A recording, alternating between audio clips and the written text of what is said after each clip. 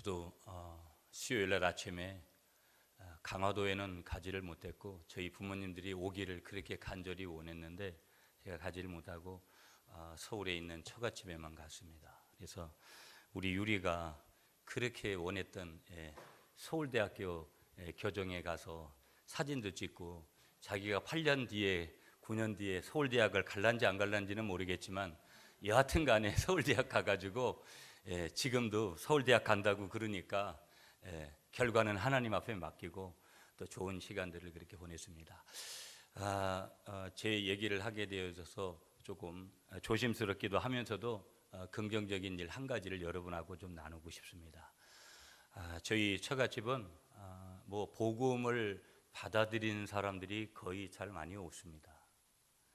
저희 집 사람하고 함께 벌써 한 지가 25년이 좀 되었는데 25년 동안 제가 늘 설에 갈 때마다 사위가 목사인데 내가 이분들한테 복음을 전해서 이 처갓집이 완전히 복음화될 수 있도록 해야 되는데 원래 기본틀을 가지고 있는 집안의 기본틀은 너무 우상을 많이 섬기는, 여전히 이번에도 제사를 드렸는데 제사가 많이 없어졌더라고요.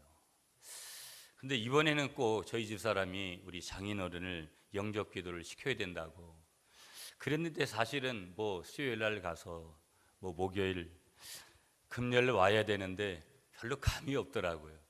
솔직히 저는 제 인간적인 마음은 저 어른이 영접을 할 것 같이 그렇게 생각이 별로 안 들어서 영접 기도, 다시 말하면 복음 제시를 할 마음을 크게 가지지를 않았었습니다. 그런데 저희 집 사람이 강곡하게 또 얘기를 하고 그래가지고 그래도 복음은 나팔은 불어봐야 되잖아요. 그래서 이제 구미로 떠나기 전에 저희 장인어른한테 영접 기도라 그러면 무슨 내용인지 잘 모르잖아요. 이해를 못 하거든요. 아버님 제가 기도를 해드릴 테니까 한번 따라서 하시라고. 그랬더니만 영접 기도를 쭉 따라서 하시는 거예요. 그러고 나서 제가 기도를 해드리는데 놀라운 사실 한 가지를 제가 발견하게 되는 거예요. 그래서 우리가 전도라는 것은 알러지들이 항상 있잖아요. 전도에 대한 두려움도 있잖아요. 목사인 저에게도 아직도 여전히 복음을 전할 때 여러분 우리가 늘 어디서든지 그렇게 전해야 되는데 조심스럽잖아요. 그런데 제가 기도하는 동안에 계속해서 아멘을 연발하는 거예요. 저는 순간 놀라운 그런 어떻게 보면 겉으로는 표현을 많이 안 했지만 정말 그게 놀라운 거거든요. 그 단순함 속에 신비가 있는 거거든요. 예수 믿는 것은 여러분 평범하잖아요. 어떻게 보면 그 평범함 속에 아주 놀라운 비밀의 역사가 있는 거거든요. 아멘이십니까? 아멘을 연발하시는 거예요. 근데 이제 서울대학교 있고 저희 처갓집이 서울대학교에서 한 10분 정도 거리밖에 안 돼요. 그래서 제가 서울대학교 바로 옆에 후문에 있는데 3,000명 정도 모이는 교회 부목사가 제 아주 절친한 이제 후배예요. 그래서 이 후배한테 우리 처갓집에 장인 장모님을 좀 부탁을 해야 되겠다. 이왕이면 통합식 교회에 보내야 되겠다. 그런 마음을 가지면서 하나님 앞에 너무 감사했어요. 왜 그러냐면 완강히 부인하실 것 같은 그런 마음들. 그래도 이제 사위가 목사니까 항상 그런 느낌들은 가지셨어요. 원래 복음하고는 먼 집이지만 그래도 제가 복음의 다리가 되어져서 저희 집 사람하고 그래도 집안들이 많이 그렇게 바뀌어지는 상황이거든요. 그래도 돌아가시기 전에 반드시 이 땅에서 예수 그리스도를 고백하고 또 이 땅에서 교회를 좀 다니시다가 천국에 가도록 그렇게 해야 되겠다 하는 마음이 자식된 저희들의 마음이 아니겠어요. 그래서 여하튼 제가 여러분들하고 오늘 말씀을 나누면서 서론에서 나누고 싶은 내용들은 이런 놀라운 일들이 있었다. 참 늘 감사한 것은 제가 이번에도 좀 깨달았는데요. 저는 이제 뭐 사람마다 하나님이 주신 달란트들이 다 틀리잖아요. 목회자도 여러분들도 다 틀린데 제가 늘 영접 기도를 시키는 데는 조금 자신감이 있는 것 같아요. 이제는요. 한 번도 제가 다른 사람들은 안 된다고 했는데 제가 항상 가는 곳에는 안 되는 게 아니라 되는 일만 일어난 줄 믿습니다. 그런 경험들을 굉장히 많이 한 거예요. 이번에도 사실은 그런 측면에서 굉장한 자신감을 제가 얻게 되더라고요. 하나님이 내게는 또 이런 특별한 은혜를 주셨구나. 많은 분들이 안 된다고 하는 분들을 제가 영접 기도를 많이 시켰거든요. 그래서 또 한편에 두 번째 그런 감사한 그런 마음들도 제가 또 가지고 돌아오게 되어졌습니다. 그럼에도 불구하고 이제 저희 이제 장인 어른도 80이 다 되셨거든요. 저희 아버님도 곧 80이시고 언제 어떻게 되실런지 아무도 모르잖아요. 인생이 너무 한편에서는 더덥구나 하는 것들을 늘 1년에 한 번 정도 겨우 이렇게 또 2년에 한 번 이렇게 뵈면서 쉽게 지금은 이렇게 다가오는 것 같아요. 사람이 살면서 무엇을 추구하느냐 하는 거 굉장히 중요하거든요. 그래서요, 이 사람이 살면서 무엇을 추구하냐 하는 것은 그 사람의 삶의 질을 결정하는 거예요. 아멘이시죠, 여러분? 오늘 성경 바울은요, 우리에게 귀중한 말씀을 전해주는데 사람들이 추구하는 대상을 두 가지로 말씀하고 있어요. 뭐냐면 보이는 것과 보이지 않는 것으로 나눈다. 사람들이 추구하는 것들이. 여러분 보세요. 저희 처갓집은 방배동에 있어요. 방배동에 가면 유명한 연예인들의 집도 많고 대단합니다, 보면. 그래서 늘 한 번씩 이렇게 가보면 그 주위, 그 옆에 예술의 전당도 있고, 좀 전에 말씀드린 서울대학도 있고, 쭉 이렇게 있어요. 그런데 그 수많은 집들을 보면 그 화려한 집은요, 눈에 보이지만 중요한 것은 뭐냐면 집을 지은 사람의 그런 수고와 땀은 허공으로 증발돼 보이지 않기 때문에 사람들은 목수의 땀을 잊어버리고요, 항상 눈에 보이는 집만, 이 집이 얼마짜린가, 집이 좋으냐 나쁘냐, 이런 것에만 굉장히 기억을 많이 해요.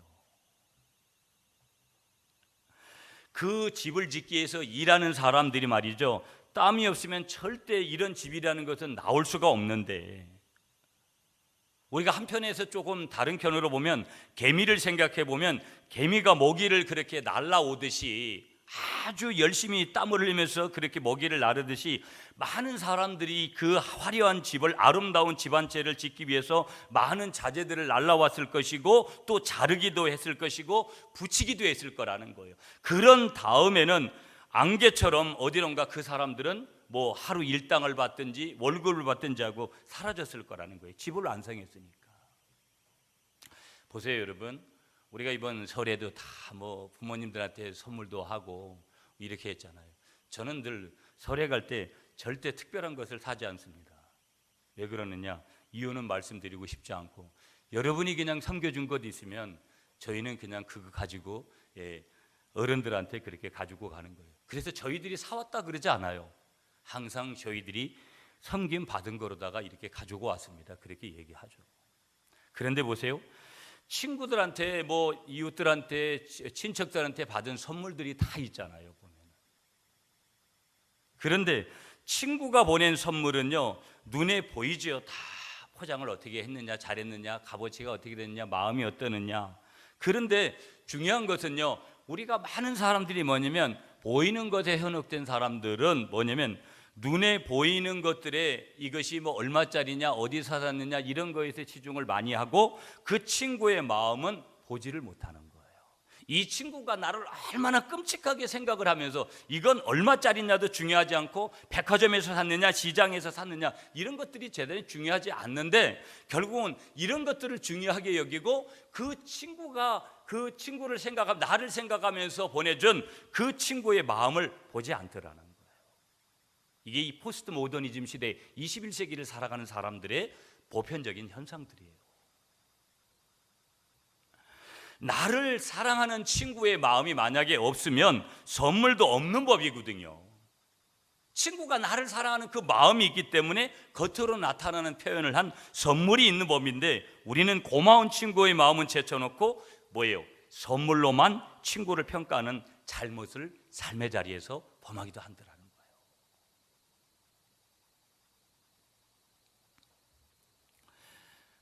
뭐예요, 여러분? 우리가 선물을 받아서 개봉한 그 순간부터 기대감과 호기심이 떨어지지만 선물 때문에 맺어진 친구와의 우정은 세월이 흐를수록 어떻게 되는 거예요? 골동품처럼 더욱더 고귀해져 가더라는 것이죠. 아멘이시죠, 여러분? 여러분 보세요. 어린아이가 태어났습니다. 이 어린아이가 태어나서 어른이 되기까지는 어머니의 눈물 어린 그런 보살핌이 있어야 되는 거예요. 여러분, 늘 우리는 아버지도 많이 생각하죠. 나이를 들어가면 아버지가 참 중요하다는 것을 저는 느껴져요. 우리 아버지도 굉장히, 저희 아버지도 엄한 분이었거든요. 지금도 아버지에게 받은 그 상처들, 저도 우리 아이들에게 상처를 주지만 여러분, 그 상처들이 있어요. 그런데 상처를 받았어도 점점점 나이를 들어가면 들어갈수록 아버지라는 분에 대한 그 이미지가 더 커져요. 더 긍정적으로 바뀌는 거예요. 그럼에도 불구하고 나를 낳아주신 어머니의 보살핌 없이 오늘 내가 있을까요? 여러분들도 그러시겠지만 저도 저희 어머니의 특별한 그런 보살핌, 제가 오늘 여기까지 오기까지는 그런 보살핌이 있는 거예요. 어제 저희 어머님이 전화를 하셔서 제가 잠깐 통화를 했는데 그렇게 기도를 하신다는 거예요. 제가 전국을 다니면서 말씀을 전하는 건 좋은데 외국은 안 갔으면 좋겠다는 거예요. 왜 그러냐면 이번 중국 갔을 때 우리 어머님이 굉장히 노심초사 하셨나 봐요. 비행기 타고 가면 비행기 잘못될까 봐, 외국 가면 또 외국 가서 뭐가 이렇게 잘못될까 봐. 그게 무슨 마음이에요? 어머니의 마음이, 엄마의 마음이라는 거예요. 모정이라는 거예요, 모정. 그러니까 그 모정이 어린 아이가 자라가는데 작년이 될 때까지, 작년이 되어져서도 그 보살핌을, 모성애를 잊지를 않는 거예요. 그 어린아이 모두가 다 스스로 살아갈 수 없는 존재이기 때문에 그러하다라는 것이죠. 때로는 우리가 인생을 살아가면서 여러 가지 이런 보살핌들을 우리가 경험하게 되는 것이죠. 여러분, 우리 인간은 잠이라는 것을 자요. 저도 1월달, 2월달 너무 힘들게 이렇게 다녀서 이번에 가가지고 뭐 다른 게 별로 할 게 없잖아요. 그래도 좀 많이 쉬고 싶은 그런 마음들이 많이 있었거든요. 근데 여러분, 우리 인간이 잠의 비밀이라는 것을 보면 인간이 일생을 살아가면서 3분의 1은 다 잠을 통해서 소비를 해버리고 마는 거예요. 잠을 많이 자면 게으르다. 어찌 보면 이것은 정답일 수도 있지만 틀린 답일 수도 있는 거예요. 여러분, 수면은 충분하게 취해야 되는 줄 믿습니다. 적어도 7시간, 8시간은 반드시 인간은 자야 된다는 거예요. 여러분, 어떤 실험의 결과들이 있는데 잠을 잘못 잔 그런 생쥐를 이렇게 보면서 분석을 해보니까 어떤 결과들이 나오면 이런 거예요. 여러분, 잘못 잔 그런 쥐들은요, 충분히 음식을 먹어도 어떤 결과가 나오냐면 몸무게가 줄고, 뭐냐면은 잠잔 후에 잠을 잘못 자고 결국은 마지막에는 죽음에까지 이르게 되어지는 그런 결과들을 나타내더라는 거예요. 그러니까 잠을 잘못 자면 정말로 이런 생쥐나 인간이나 누구든지 이런 힘들어지는 그런 문제들이 생기는 거예요. 사람은요, 잠이 부족하면 결국은 뭐냐면 6시간 이하로 자면은 고혈압에 걸릴 확률이 3배로 증가를 한다라는 거예요. 3배로 증가하는 거예요. 일주일에 3번 정도 낮잠을 자면은요, 여러분, 생산성이 굉장히 높아진다라는 거예요. 개인적인 생산성이든지 공동체의 생산성이든지, 그것이 기업의 생산성이든지 뭐 정치의 생산성이든지 어떤 면이든지. 그러니까 오늘 우리가 휴식을 취한다라는 것, 잠이라는 것은 우리가 부정적인 측면도 어느 부분에서는 있지만 긍정적으로 그렇게 작용하는 면이 그렇게 강하기 때문에 하나님께서 3분의 1을 우리에게 잠으로 허락하신 것이죠. 무슨 얘기예요? 제가 잠 얘기를 하는 것은 보이지 않는 세계의 이면에 대한 얘기를 하는 거예요. 우리는 잠자는 시간은 아깝다라고 생각을 하는 것이죠. 어떤 의미에서는. 그럼 보이지 않는 것에 대한 이미지를 많이 가지고 있기 때문에 그렇거든요. 한번 따라하겠습니다. 보이지 않는 것이 더 소중할 수 있습니다. 아멘이시죠, 여러분? 여러분, 많은 사람들은요, 심지어 우리 예수 믿는 우리 그리스도인들조차도 보이는 것을 좋아하는 경향이 굉장히 커요. 눈에 보이는 것. 그 외모지상주의예요. 오늘 21세기는 더 그런 거예요. 그래서 성령 강국이 된 이유가 그런 어떤 그 출처를 가지고 있는 거예요. 보이는 것들을 추구하려고 하는 경향. 이게 좀 전에도 말씀드렸지만 21세기 포스트 모더니즘 시대를 살아가는 모든 사람들이 보편적으로 가지고 있는 그런 경향들이라는 거예요. 그러나 오늘 성경을 통해서 하나님의 메시지는 뭐라는 거예요? 보이지 않는 것, 다시 말하면 참으로 우리 인생에 가치 있는 것은 보이지 않는 것인 줄 믿습니다. 그러니까 보이는 것이 중요하지 않다라는 것이 아니라 보이는 것도 중요하지만 더 중요한 것은 뭐예요? 더 가치가 있는 것은 뭐라는 거예요? 보이지 않는 곳에 있다라는 것을 믿으시는 여러분들이 되시기를 간절히 축복하겠습니다. 오늘 저희들이 함께 읽었던 고린도후서 4장 16절, 17절, 18절 말씀을 보게 되어지면은요, 보이지 않는 것을 추구하는 삶의 유익이 어떤 것이냐 하는 것을 우리에게 말씀하고 있어요. 자, 몇 가지만 좀 보도록 하겠습니다. 자, 여러분들이 16절 말씀, 오늘 고린도후서 4장 16절 말씀을 읽어 주십시오. 시작.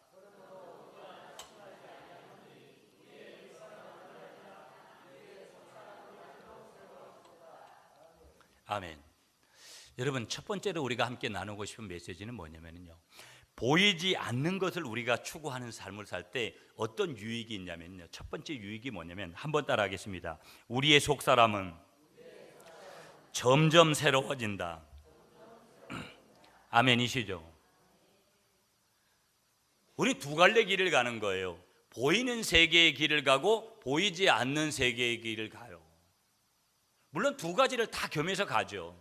그런데 우리가 보이는 세계를 더 추구하게 되어지면은요, 반드시 속사람, 영의 사람은 약화되게끔 돼 있어요. 육을 강하게 살면 영이 약화돼요. 영을 강하게 살면 육은 약화돼요.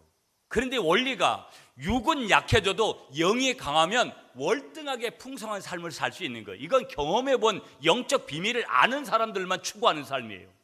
그런데 육을 강하게 하고 영이 약해지면 반드시 사람은 잘못되게끔 돼 있는 거예요. 이게 하나님의 오늘 이마고 데이라는 하나님의 형상을 우리에게 심어준 하나님의 영적인 원리예요. 아멘이시죠?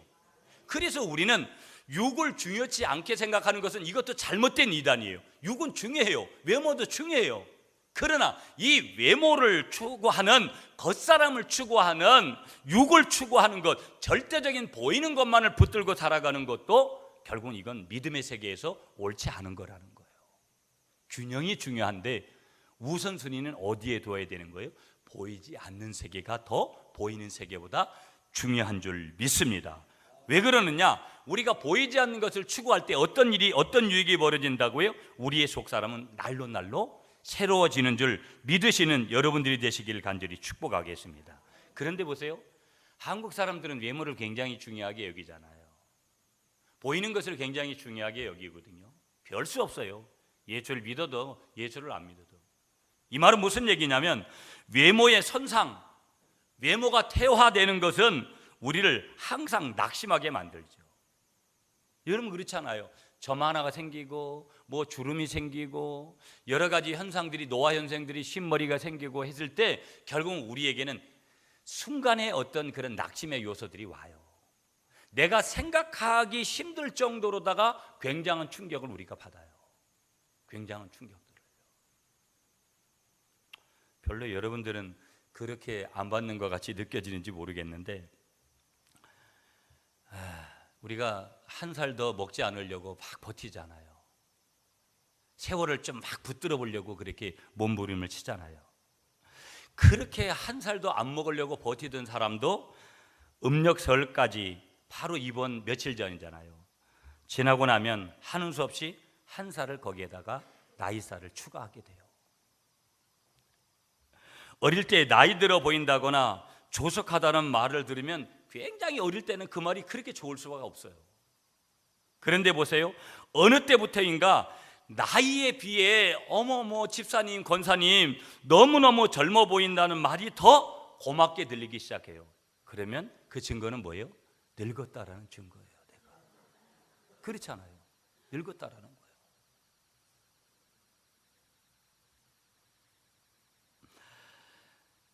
내가 나이 먹는 것을 원치 않는다, 이 말은 뭐예요? 내가 지금 늙어간다라는 그 증거를 우리에게 보여주는 거라는 거예요.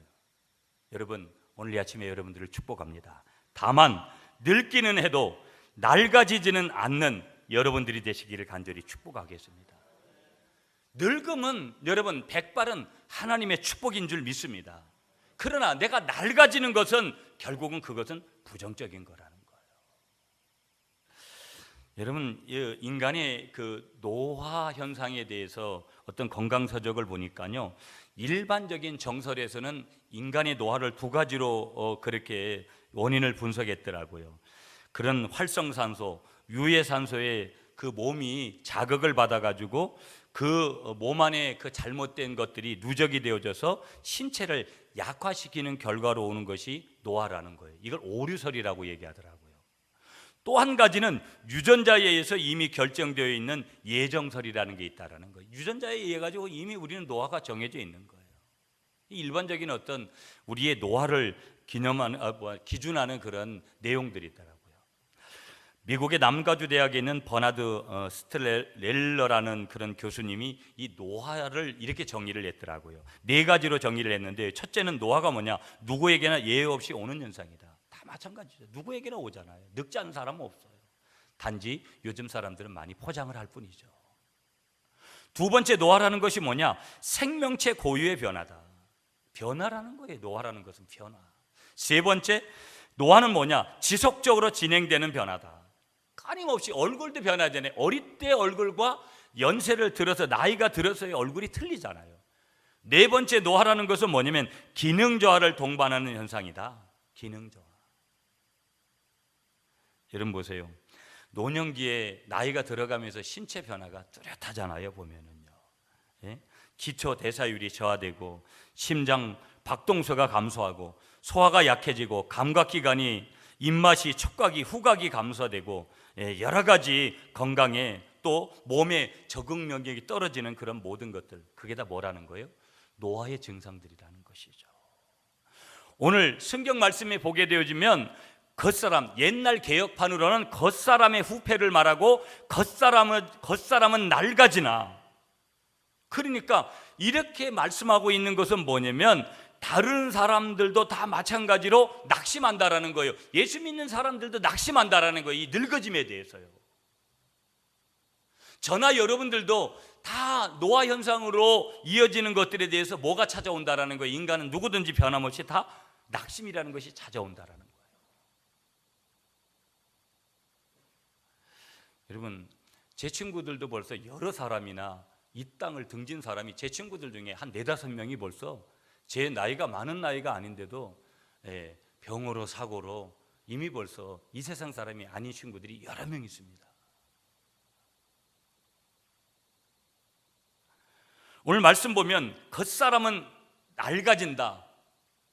옛날 개혁판은 이 낡아짐이라는 표현을 후패라는 단어를 썼어요. 후패한다. 그러니까 겉사람이 노화 현상을 가져오는 거, 겉사람이 외모가 달라지는 것은 뭐예요? 지속적인 것이고 역전될 수 없는 한 과정이라는 거예요. 프로세스라는 거예요. 한 과정. 바울은 이 낡아짐이라는 단어를 현재형 동사로 사용하고 있습니다. 그러니까 지금 현재 그렇게 나타나고 있는 거예요. 우리 모두에게 그렇게 나타나고 있잖아요. 오늘의 얼굴이 다르고 내일의 얼굴이 다른 거예요. 그게 어떤 경우에는 너무 심하면 너무 그게 적응이 안 되잖아요. 그러나 누구든지 그런 걸 다 감지하고 있는 것이죠. 그러니까 이건 우리에게 뭘 얘기하는 것이냐? 우리 각자의 경험에서도 확인할 수 없는, 어쩔 수 없는 삶의 현실이 바로 뭐라는 거예요? 늙는 거, 노화라는 것이죠.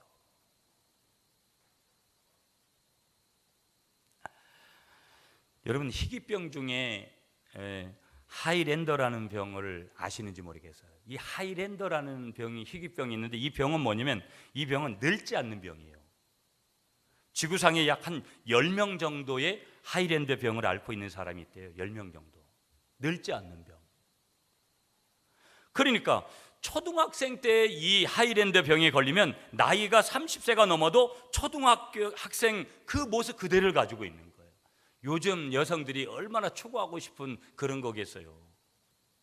여러분, 오늘부터 기도하세요. 하나님, 나에게 하이랜더 병을 주세요 하고, 하이랜더 병을 주세요 하고.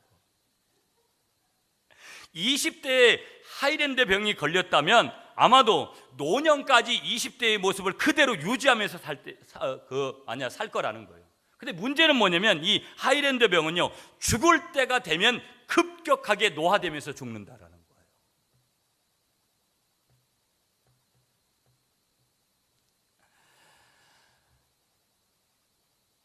많은 사람들은 내가 젊어지기를 바라지만 그러나 이런 하이랜더 같은 병에, 희귀병에 걸리기를 원하는 사람은 없죠.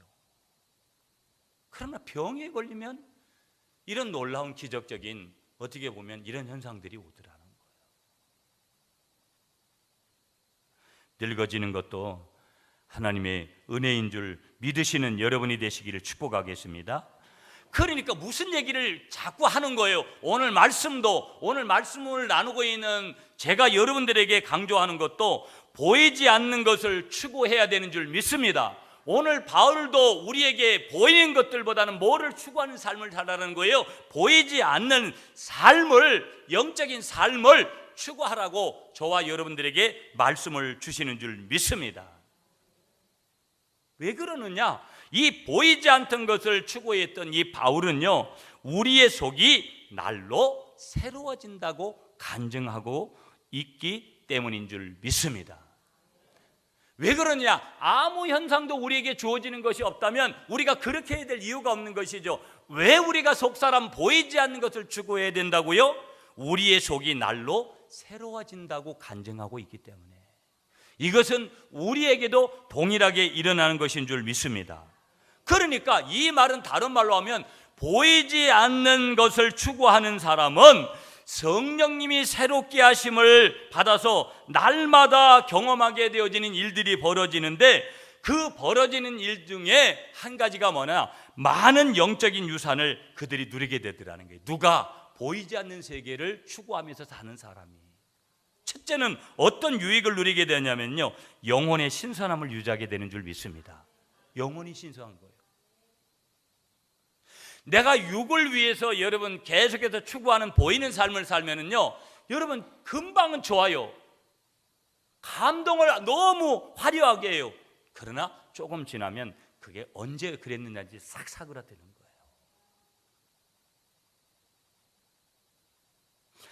여러분, 내가 보이지 않는 것을 추구하면서 살아가게 되어지면요, 또 한 가지는 성장의 기쁨을 누리는 줄 믿습니다.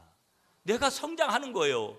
내가 어른이 되어져서 육적인 성장이 끝났다 그래도 내가 끊임없이 성장해 가는 그런 기쁨을 누리게 되는 줄 믿습니다.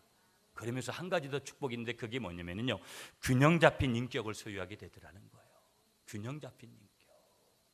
그러므로 보이지 않는 것을 추구하는 여러분들이 되시기를 간절히 축복하겠습니다. 보이지 않는 것을 추구할 때 첫 번째 받는 유익이 뭐라고요? 우리의 속사람이 점점 새로워진다. 두 번째, 우리가 보이지 않는 것을 추구할 때 받는 유익이 뭐냐면요, 우리 17절 말씀이에요. 자, 17절 말씀 다 같이 읽어주세요. 시작.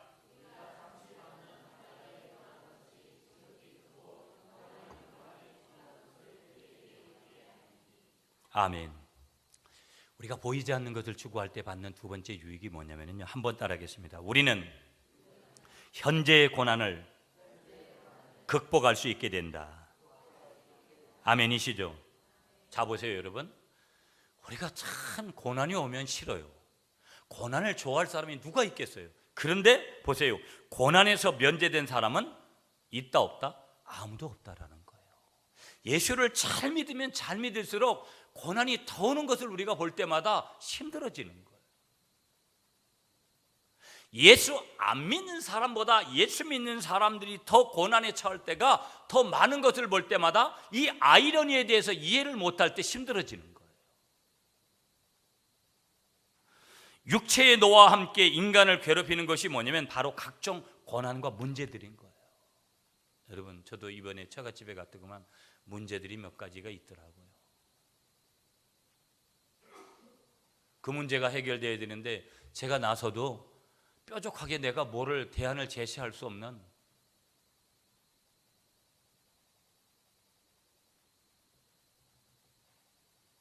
그래서 고난은 보편적인 거죠. 한번 따라하겠습니다. 고난은 보편적이다. 그러니까 고난은 이 전 우주적인 그런 언어에 여기에 가도 고난이 있고, 보면 뭐 저 집에는 별로 우환이 없을 것 같아도 가서 들어보면 별의별 생각지도 않은 그런 일들이 다 집안마다 있는 거예요.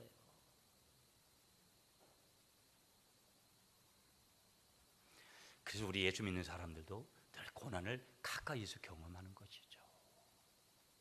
그런데 보세요, 우리가 보이지 않는 것을 추구할 때 놀라운 일이 벌어지는데, 한번 따라하겠습니다. 우리의 관점은 변화된다. 우리가 보이지 않는 것을 추구할 때 뭐가 변화된다고요? 우리의 관점이 변화가 일어나는 거예요. 아멘이시죠? 여러분, 동일한 사물이라도, 여러분, 우리가 구모산이라는 이 도립공원이 있는데요, 우리 구미에서는 굉장히 중요한 거 아니겠어요? 그런데 김천에서 올라가는 거와 또 여러분 이 북산 방향에서 올라가는 거와 금오산 사거리에서 올라가는 거와, 여러분 정상을 오르는 것, 사물을 바라보고 이 도립공원을 바라보는 시각이 분석이 다 틀려요.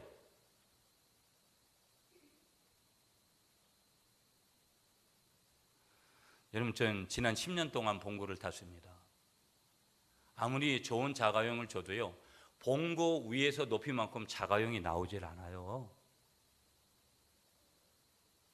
승차감은 자가용이 좋은지 몰라도 그 높이가 나오질 않아요. 봉고 위에 딱 앉아있으면 시야가 쫙 들어오잖아요.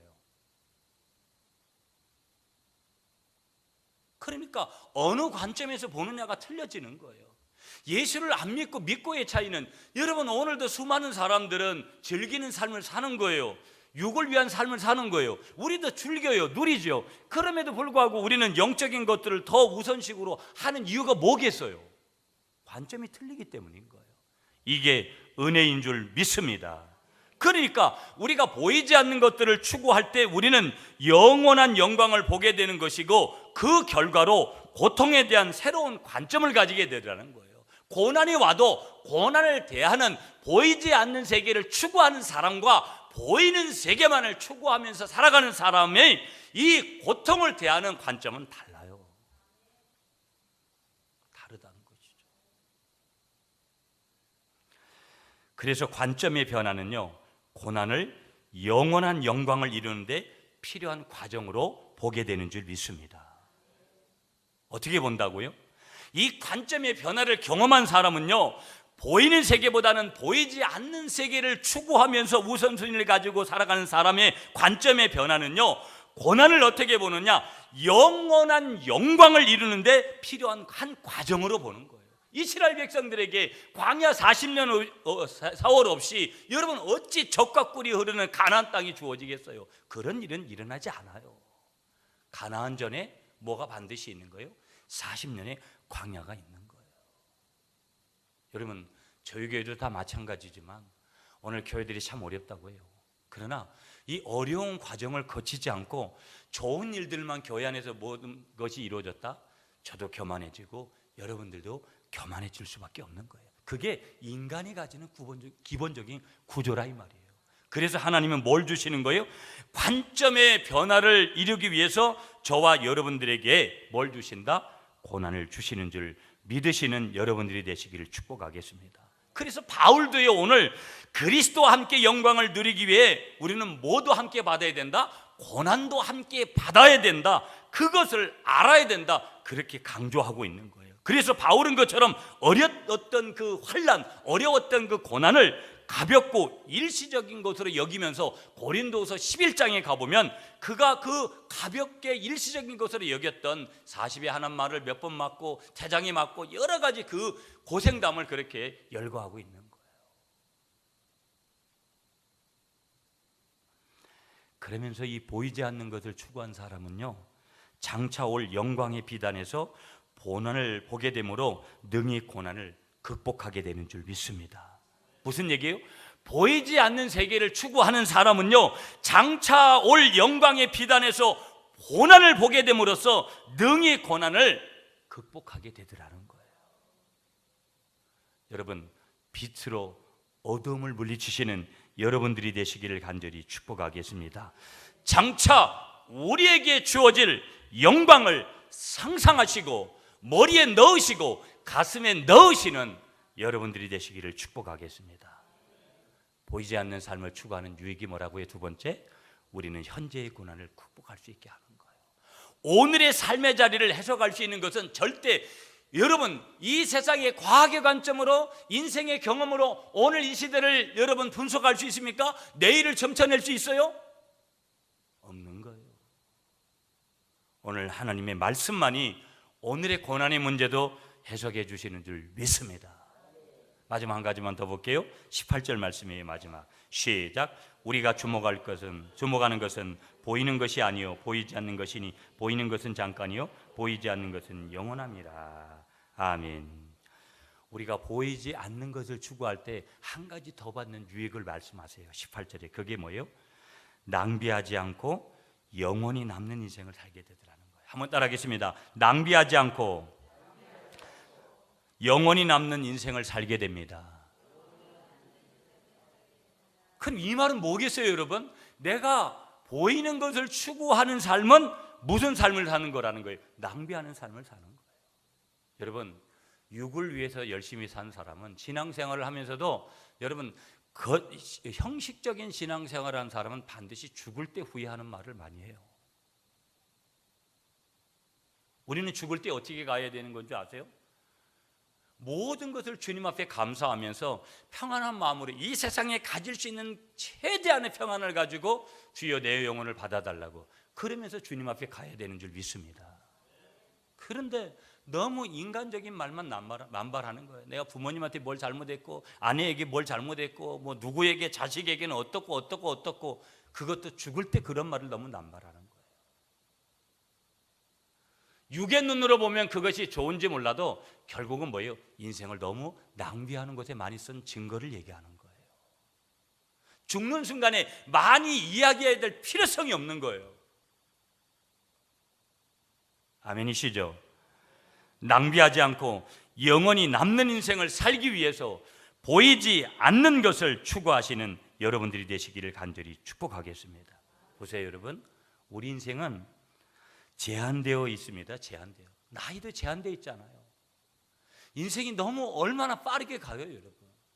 저는 늘 매겨요. 염세주의로 얘기하는 것이 아니라 세월이 인생이 이렇게 빠른지 모르겠어요. 그래서 어른들이 그래서 성경이 말씀하고 있는 게 그렇게 그냥 제 가슴에 다가와요. 그래서 다른 짓을 해야 될 이유가 아무것도 없는 거예요. 집중해도 너무 아까운 시간이니까. 인생은 제한되어져 있는 것이기 때문에 우리 인생의 자원은 한계가 있다라는 거예요. 쓸데없는 일에 삶을 낭비하는 것은 인생에 큰 문제가 된다라는 것을 믿으시는 여러분들이 되시기를 축복하겠습니다. 여러분, 영화 파피용 아시죠? 보셨는지 모르겠는데요. 여러분, 영화 이 주인공에게 주인공이 어느 날 꿈을 꾸면서 하나님 앞에 이렇게 외칩니다. 하나님, 저는 무죄입니다. 저는 사람을 죽이지 않았습니다. 그러니까 하나님께서 그에게 이렇게 대답을 해요. 얘야, 난 너를 안다. 너는 사람을 죽이지 않았지. 그러나 너는 유죄다. 주인공이 이 빠병이 깜짝 놀라가지고 다시 묻습니다. 왜 그렇습니까, 하나님? 그렇게 묻자 하나님의 음성이 다시 이 빠병이 들려왔어요. 너는 사람을 죽이진 않았지만 인생과 시간을 낭비했다. 그것이 너의 죄다. 충성하지 않은 인생은 뭐라는 거예요? 하나님의 음성은 낭비한 인생이라는 거예요. 그래서 요한계시록 2장 10절에 죽도록 충성하라. 그리하면 생명의 관을 내가 내게 주리라 말씀하신 줄 믿습니다. 열심히 살아야 돼요.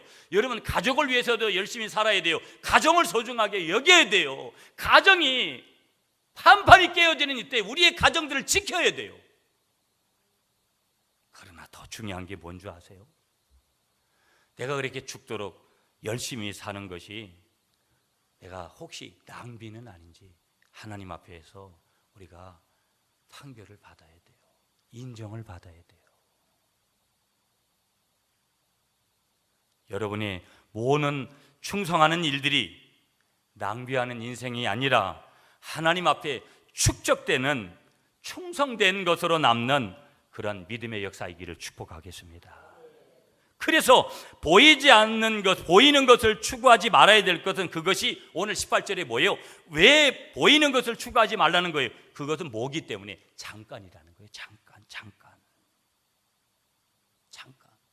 순식간이잖아요, 여러분. 아무리 돈이 많으면 뭐 할 거예요? 아무리 대단한 권력을 가지고 있으면 뭐 할 거예요? 그거를 가지지 말자라는 거 아니에요. 가져야 되죠. 왜? 그렇다면 그것을 가지지 않기를 원한다면 그것도 문제인 거예요. 문제는 비전이 아니라 야망을 가지고 야망을 꿈꾸다가 결국은 나도 죽고 남도 죽고 모두를 죽는 결과를 가져오기 때문에 문제라는 거예요. 보이는 것은 잠깐이기 때문에. 여러분, 스마트폰 아무리 좋은 모델 타도 사가지고 사는 즉시 신모델 나오면 그 똥값이 되잖아요.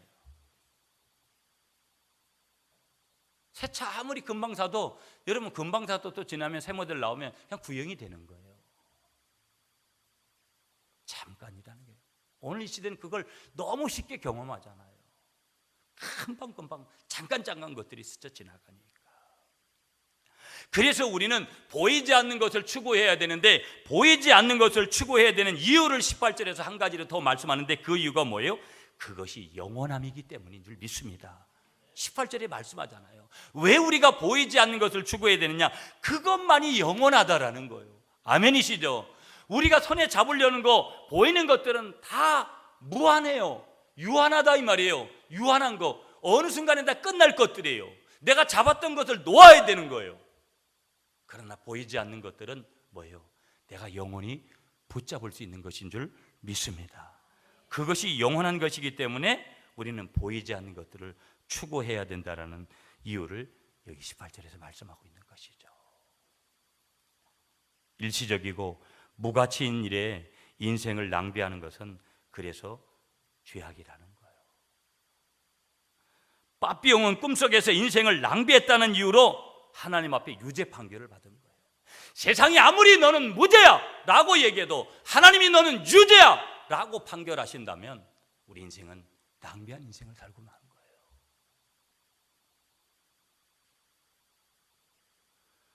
여러분이 오늘 이 아침에 기억하셔야 돼요.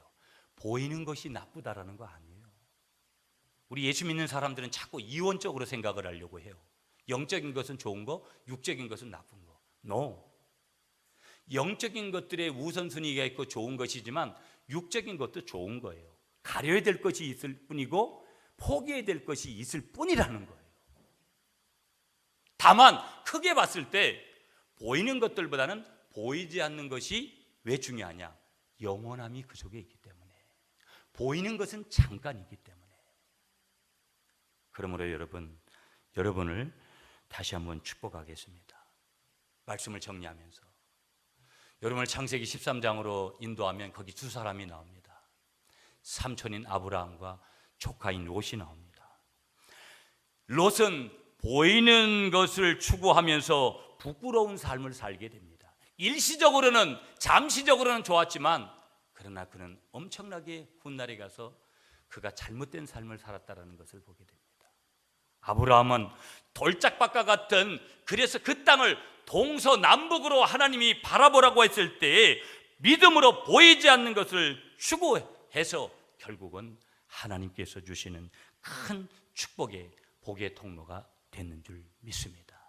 세상은 자꾸 우리를 향해서 보이는 것들을 추구하고 보이는 것들을 붙잡고 보이는 것들로 가라는 거예요. 성령은 오늘 우리에게 말씀하십니다. 보이는 것들도 중요하지만 보이지 않는 세계를 붙들고 가라고 성령이 오늘 우리에게 세미한 음성을 들려주시는 줄 믿습니다. 영원한 것을 붙들고 잠깐 우리가 붙들어야 될 것들에 대해서는 연연하지 않고 보이지 않는 영의 세계, 그 세계 속에 펼쳐져 있는 길을 우선적으로 잡고 달려갈 때, 보이지 않는 삶을 추구할 때 하나님의 영광을 드러내고 하나님이 주시는 영생의 삶을 이 땅에서도 장차 우리가 가야 될 그 땅에서도 살아가시는 여러분들이 되시기를 간절히 축복하겠습니다.